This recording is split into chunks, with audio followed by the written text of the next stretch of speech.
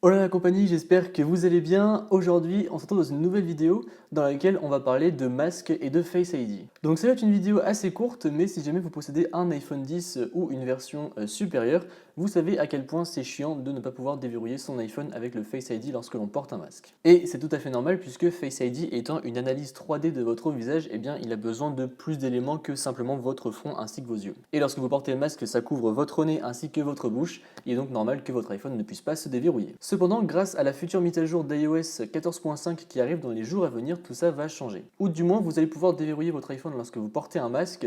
Cependant, c'est à une condition, celle de posséder une Apple Watch. En effet, lorsque votre iPhone détectera que vous portez votre Apple Watch au poignet, eh bien celui-ci se déverrouillera même si vous avez un masque. Bon, je vous l'accorde, c'est un petit peu contraignant puisque ce n'est pas forcément tout le monde qui possède une Apple Watch avec son iPhone, mais après, si jamais vous avez une Apple Watch et que vous possédez également un Mac, c'est peut-être un mécanisme que vous connaissez puisque en effet, il est possible que lorsque vous ouvriez votre Mac, eh bien celui-ci se déverrouille grâce au fait notamment que vous portez votre Apple Watch. Donc en fait, c'est exactement le même principe.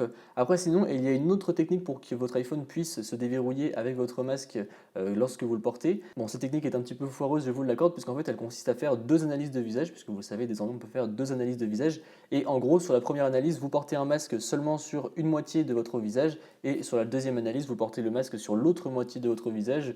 Donc, je sais pas trop si ça marche, j'ai pas trop testé, mais je sais que certains m'en ont parlé et j'ai vu des gens réussir à le faire sur internet. Donc après, vous pouvez essayer ça si jamais ça vous intéresse. Mais apparemment, encore une fois, d'après certaines personnes, cela fonctionnerait. Et dernière petite chose, vu qu'on a parlé de iOS 14.5, sachez également que dans cette mise à jour, eh bien, il sera possible de connecter votre manette de PS5 si jamais vous avez la chance d'en posséder une, ou de connecter votre manette de Xbox Series S ou Series X à votre iPhone ou à votre iPad. Donc comme ça, pour jouer à vos meilleurs jeux sur votre iPad ou votre iPhone, eh bien, vous pourrez bénéficier du support de ces nouvelles manettes. Donc à l'heure où je tourne cette vidéo, iOS 14.5 est en bêta publique, ça veut dire que tout le monde peut l'installer si jamais vous le voulez, mais après encore une fois c'est en bêta, donc il mieux vaut attendre la version globale qui devrait du coup sortir dans les jours à venir, puisque quand la bêta sort en version publique, c'est plus qu'une question de jours, peut-être une semaine et demie, avant que la version publique sorte définitivement. Donc voilà, j'espère que cette courte vidéo vous a plu. Si c'est le cas, comme d'habitude, n'hésitez pas à mettre un pouce bleu, à me suivre sur les réseaux sociaux qui se trouveront dans la description et à vous abonner.